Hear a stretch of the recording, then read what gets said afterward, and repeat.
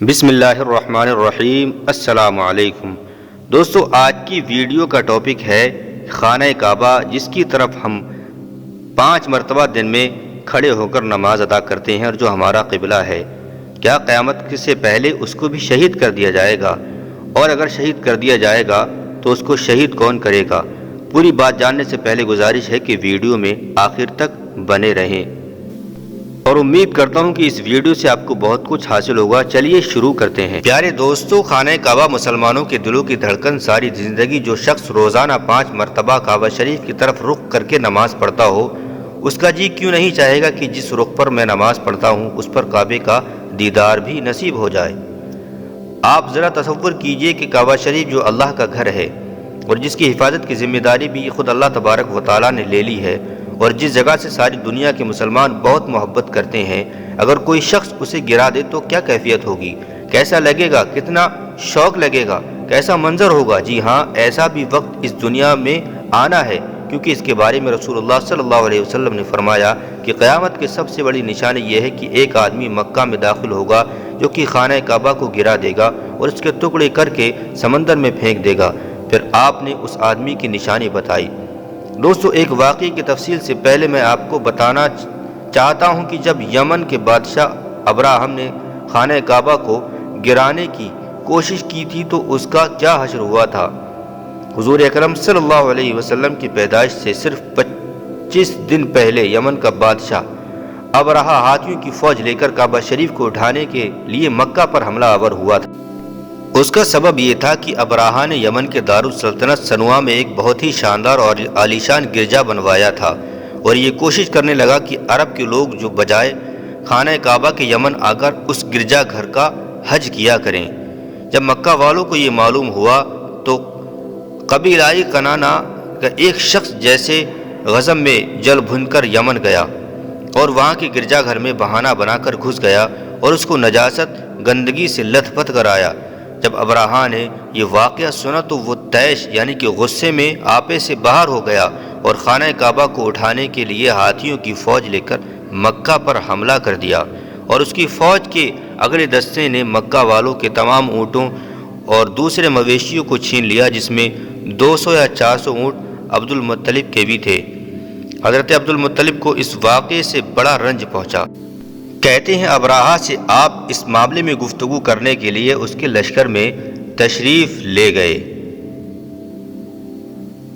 جب ابرہہ کو معلوم ہوا کہ قریش کا سردار اس سے ملاقات کے لیے آیا ہے تو اس نے اپنے خیمے میں بلا لیا، اور جب ابرہہ نے حضرت عبد المطلب کو دیکھا کہ وہ ایک بلند قامت، رعب دار اور نہایت ہی حسین و جمیل آدمی ہے جن کی پیشانی پر نور جاہ و جلال چمک رہا ہے، تو صورت دیکھتے ہی ابرہہ مرعوب ہو گیا اور بے اختیار تخت شاہی سے اتر کر آپ کی تنظیم و تقریب کے لیے کھڑا ہو گیا اور اپنے برابر بٹھا کر دریافت کیا کہ کہیے سردار قریش، یہاں آپ کی تشریف آوری کا کیا مقصد ہے؟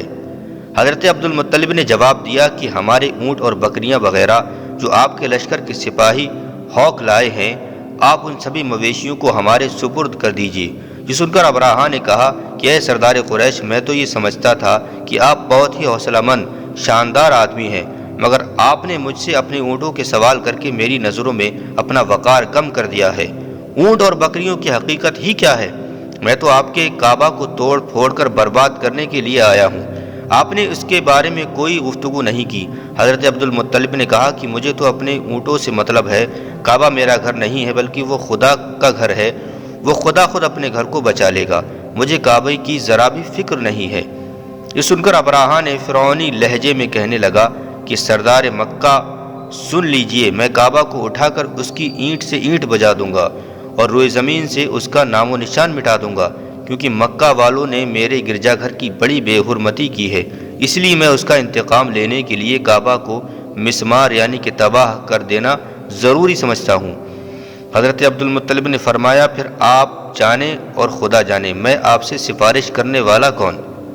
اس گفتگو کے بعد ابرہہ نے تمام جانوروں کو واپس دینے کا حکم دے دیا، اور عبد المطلب تمام اونٹوں اور بکریوں کے ساتھ لے کر اپنے گھر چل آئے، اور مکہ والوں سے فرمایا کہ تم لوگ اپنے اپنے مال مویشیوں کو لے کر مکہ سے باہر نکل جاؤ، اور پہاڑوں کی چوٹیوں پر چڑھ کر دراروں میں چھپ کر پناہ لے لو۔ مکہ والوں سے یہ کہہ کر پھر خود اپنے خاندان کے چند آدمیوں کو ساتھ لے کر خانہ کعبہ میں گئے اور دروازے کا حلقہ پکڑ کر انتہائی بے قراری اور گریہ و زاری کے ساتھ دربار الہی میں اس طرح دعا مانگنے لگے: اے اللہ، بے شک ہر شخص اپنے اپنے گھر کی حفاظت کرتا ہے، لہذا تو بھی اپنے گھر کی حفاظت فرما، اور صلیب والوں، صلیب کے پجاریوں یعنی کہ عیسائیوں کے مقابلے میں اپنی اطاعت شعاروں کی مدد فرما۔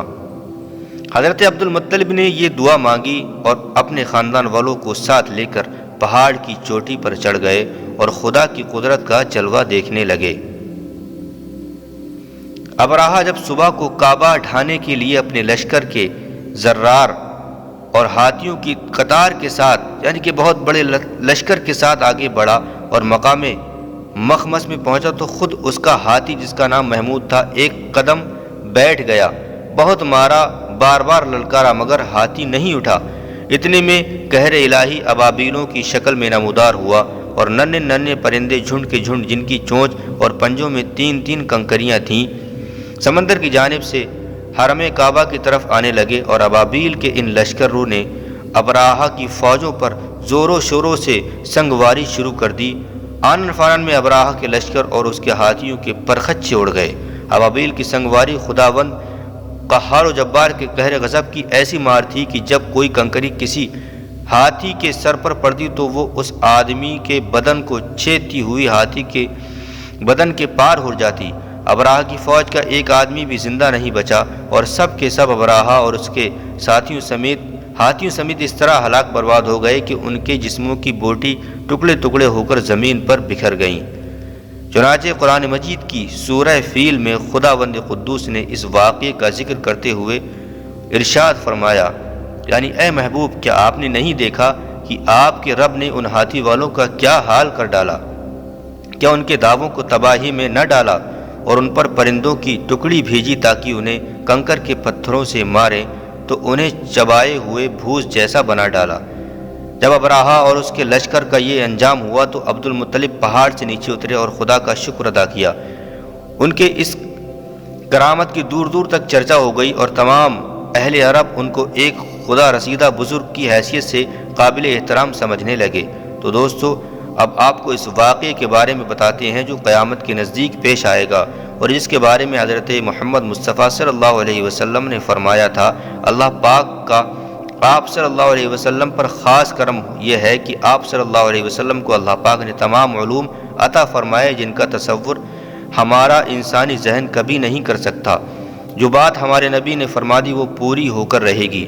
اللہ پاک ارشاد فرماتا ہے، اور وہ یعنی نبی کوئی بات اپنی خواہش سے نہیں کہتے، وہی کرتے ہیں جن کی انہیں وحی کی جاتی ہے۔ اللہ پاک کے علم کے سمندر کے مقابلے میں نبی اکرم صلی اللہ علیہ وسلم کا علم ایک قطرہ ہے، مگر آپ کا یہ قطرہ تمام مخلوق کے لیے سمندر کے برابر ہے۔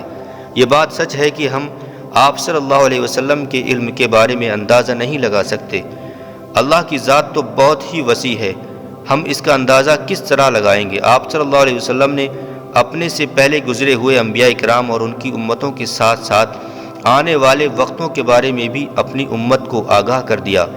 محدثین اور مفسرین کا کہنا ہے کہ جب قیامت قریب آنے والی ہوگی تو خانہ کعبہ کو گرائے جانے کا واقعہ پیش آئے گا۔ جن لوگوں کو اس کے بارے میں علم نہیں ہے ان کو اس بارے میں حدیث مبارک کی روشنی میں یہ بات بتائی جاتی ہے۔ خانہ کعبہ اللہ پاک کی نشانیوں میں سے ایک عظیم الشان نشانی ہے۔ جب تک کعبہ قائم ہے اس وقت تک دنیا بھی قائم دائم رہے گی۔ جب خانہ کعبہ کو گرا دیا جائے گا تب قیامت رونما ہوگی۔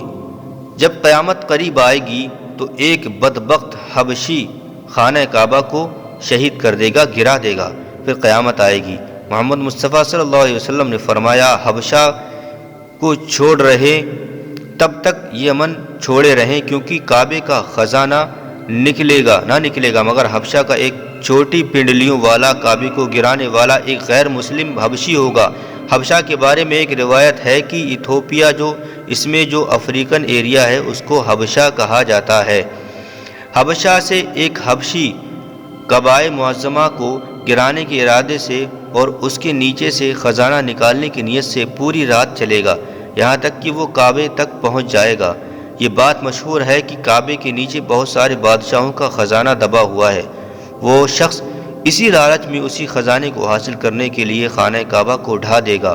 اس کمینے حبشی کے بارے میں آپ صلی اللہ علیہ وسلم نے ارشاد فرمایا، اس حبشی کی شکل و صورت ایسی ہوگی کہ وہ چھوٹی پنڈلیوں والا ایک حبشی ہوگا جو خانہ کعبہ کو شہید کرے گا، گرائے گا۔ جبکہ بخاری شریف میں لکھا ہے کہ رسول اللہ صلی اللہ علیہ وسلم نے فرمایا، گویا میں اس حبشی کو دیکھ رہا ہوں، وہ کالا اور چوڑی ٹانگوں والا ہے، کعبے کے پتھر اور اینٹوں کو اکھاڑ کر پھینک رہا ہے۔ بخاری شریف میں ہے کہ قرب قیامت کے وقت حضرت عیسیٰ علیہ السلام کی وفات کے بعد جب لوگوں کے سینوں سے قرآن پاک اللہ تبارک و تعالیٰ اٹھا لے گا اور دنیا میں بھی کوئی اللہ کہنے والا نہ ہوگا، وہ بدبخت حبشی خانہ کعبہ کو شہید کرے گا، گرائے گا اور اس کے ایک ایک پتھر کو سمندر میں لے جا کر پھینک دے گا۔ دوستو، سب سے پہلے اللہ تبارک و تعالیٰ کی بارگاہ میں توبہ کرتا ہوں کہ ویڈیو میں کسی طرح کی کوئی غلطی خامی ہو گئی ہو، اللہ تبارک و تعالیٰ اپنی رحمت سے معاف فرمائے۔